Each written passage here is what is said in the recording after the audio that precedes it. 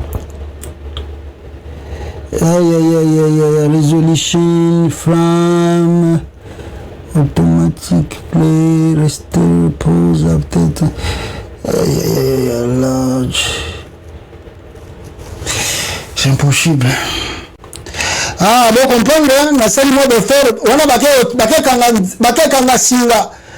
Bakeka singa kuna balobi donc Chilombo donc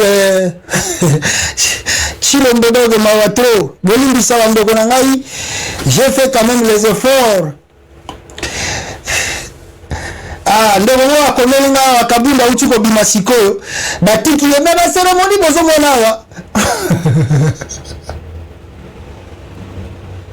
Voilà, bon on va téléphone on vidéo comprendre na stuka na sali effort ah bolimbisa je fais l'effort d'essayer un peu de voir si je peux changer la vidéo en tout cas bon ça l'effort ah na wa bolimbisa live na la blog sur na finale donc bolimbisa peuple congolais je fais l'effort possible si je peux tourner quand même la vidéo pour le monde bien. Malheureusement, je ne vois pas la possibilité na tourner en meki en tout cas na meki koto pananga ezo bimanango très bien mais je ne sais pas le pourquoi awa na live et oui kati parce que oui vidéo comme la souka c'était juste 2 minutes ils avaient qui juste 2 minutes peuple congolais ils avaient qui juste 2 minutes.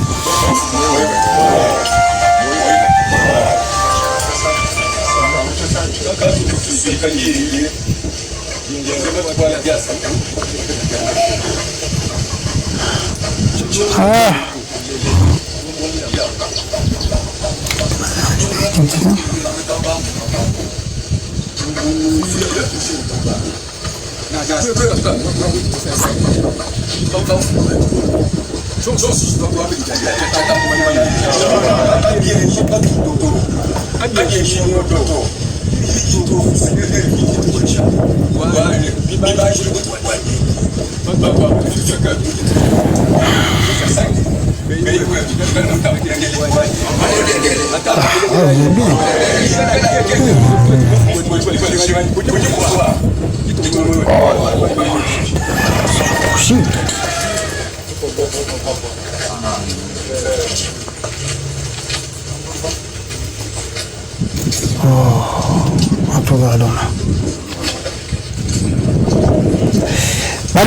Comprendre kaka et wana oh tout aux hommes à la cérémonie là c'est la Félix béton le téléphone il a sali tout mais la studio très bien je sais pas là-bas pourquoi Ebini a ôté les manières voilà en tout cas j'ai fait mes efforts hein, mais ça marche pas donc je sais pas le pourquoi donc I don't know. Je sais pas, je fais tout possible pour que la vidéo change, mais et bien voilà. Oh, la cérémonie contre Chilombo. 48 heures, ma personne, 48 heures, sur une fête, limite dans Kaboul. Tu aussi la nana, donc ma chef continue. Bon, comprendre, on va la vidéo, on va comprendre. Bah chef coutumier kuna bazonga ki ba invoquer la bi ah Chilombo yo comme président au niveau ça va na biso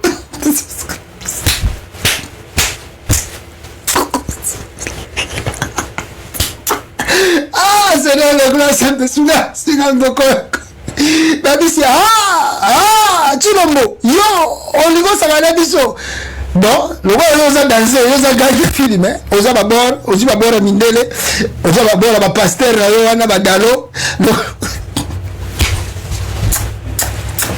il a babor badalo basambela kapona yo ah ba bon il le ozo manqué biso to yo ko na kilo boko yamba biso olingi kotika beyate obandi pe ko menacer kabundu ok pour mes athées 48 heures François Beya abimate kanga kamundo omona cérémonie tout ba chef coutumier ba kati ba soso ba kati ba nini ba nini ba bidoki beton yo ko beza beton sikoto la kisayo neni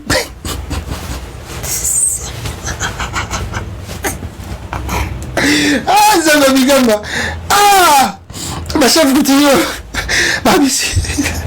peuple congolais batindeli Denise Nyaker vidéo batindeli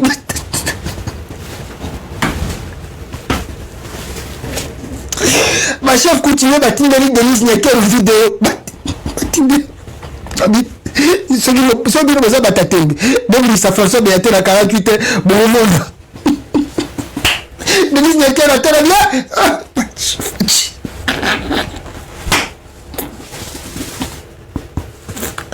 Denise Nyaker bien fachi oh ton confité bakati basoso bakako kanga nzete mais Félix wana ne bakangi ona nzete o mande bazo kanga na nzete zande yo baso kanga na nzete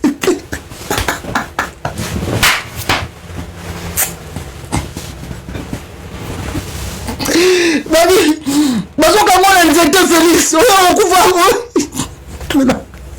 Tola mula Félix ozali kola nzete.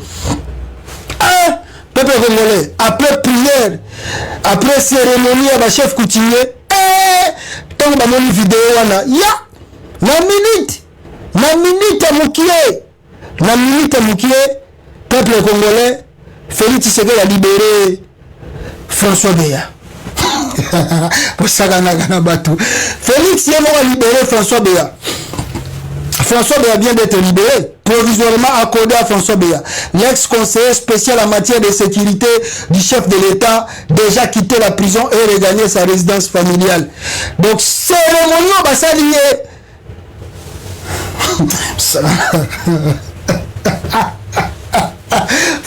Félix a lâché plus à bien. Boutique. Il y avait un béni batouana à l'air, n'a bateau bandé au sein du Sabéa. Donc, libérez, libérez.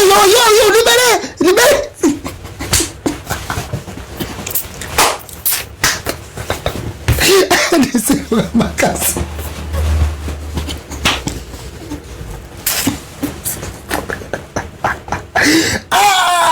Comme les hommes voiture, Félix Yamora Bengi n'a plus son roulabi. Libérez Béa. François Béa, nous t'avons vendu au complet. Béa, bima, ouais, Béa, yo, comme il a kende. Oh, Béa, qu'est-ce qu'il y a? Non, c'est la procès. Non, c'est la procès.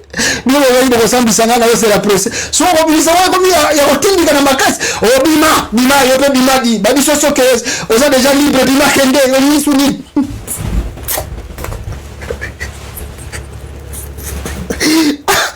Congo, ça va comme François Béa, ça dans la prison, bazo tindi kaya na maka, Béa bima. Ah, Dominico, yesu bazo il faut que ça libre, ils ont nous ma question bima kende. Ah, François Béa quitté la prison.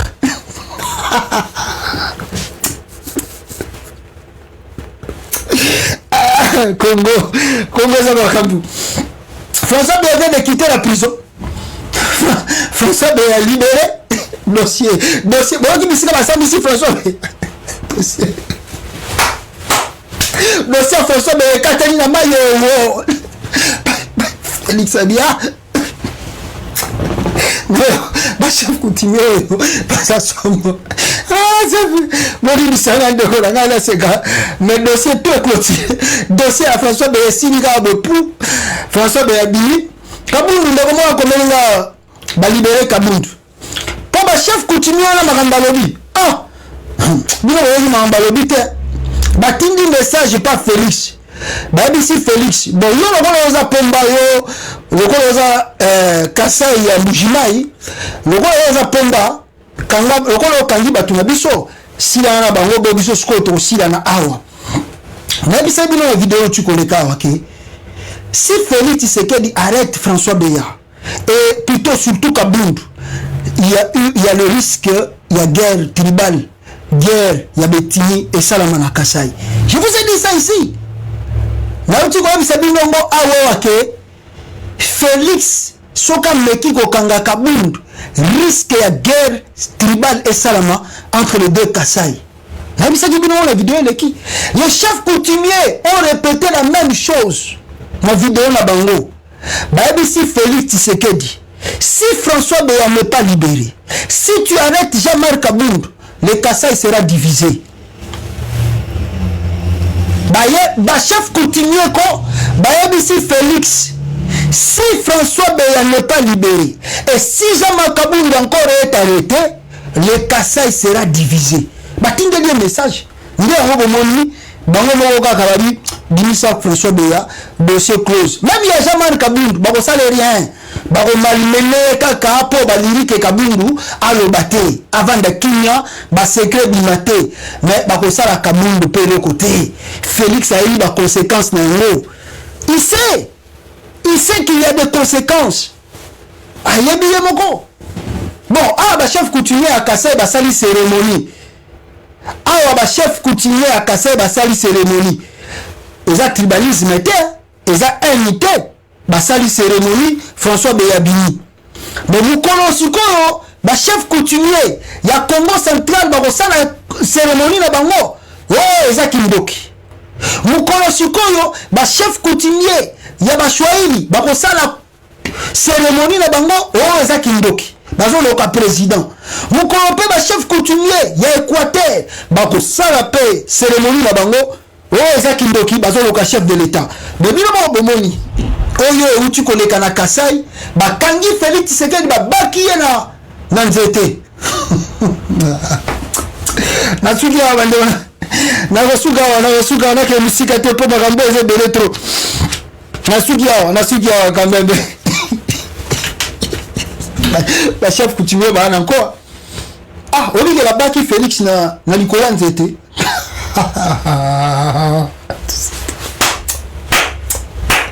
babaki Félix na likola nzete bakangi basinga Denis nekera bien auto bunga la kuneza mukie eza grave de libérer la kende le dossier close en tout cas merci pour ça pour namoni leo na kolobate j'ai beaucoup de regrets vidéo oyo ya ba chef coutumier ba sali cérémonie on a bien té boli bisanga ina kotala prochainement soki possibilité kozala na zongelango mais nazo zongi sabino ngo sikoyo ya longue pe ya mulai botala comment ba chef coutumier bazo kanga Félix Tshisekedi na banzete botala ndenge ba chef coutumier bazo kanga Félix na banzete osala na ba chef coutumier ngai chulombo ngai nde dalwa kobondela pona ngai ngai benga boy ngai nana ko imposer ngai maboko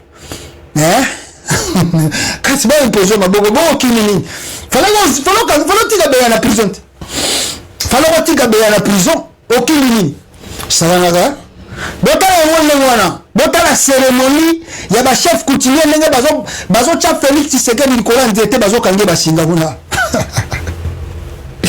Alors, merci beaucoup.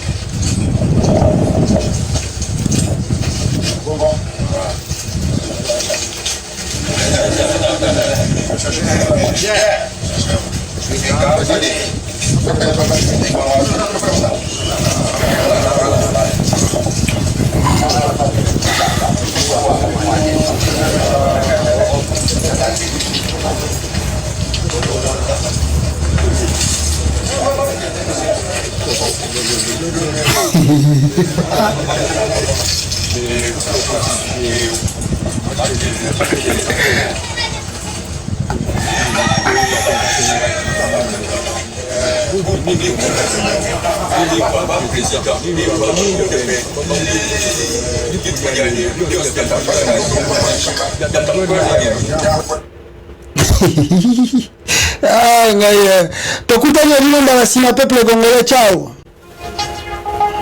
Le juge m'a posé une question. Idengo, c'est-tu ton infraction? L'outrage, c'est ton infraction. Mais moi, je lui ai répondu non. L'outrage, c'est pas mon infraction, mais plutôt c'est mon style artistique. Del 4, Idengo. Oh, pays de prisonniers. Oh, oh, oh, pays de prisonniers. Oh, pays de prisonniers. Oh, oh, oh, pays de prisonniers. Emprisonnés par les politiciens escrocs. Emprisonné par la dictature cachée. Emprisonné par la dépendance. Emprisonné par les pays voisins. Emprisonné par l'ignorance. Nos pères des prisonniers. Nos mamans des prisonnières. Le président prisonnier, emprisonné par ses accords. Ce régime emprisonné, tous des prisonniers. Je suis un prisonnier.